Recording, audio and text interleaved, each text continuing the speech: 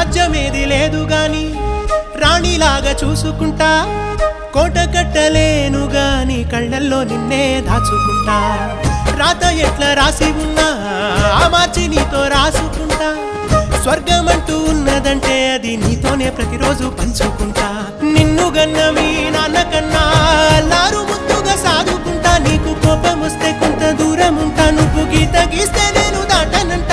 కంట నీరు కంటి రెప్ప దాటకుండా కాటుకై కావలుంటా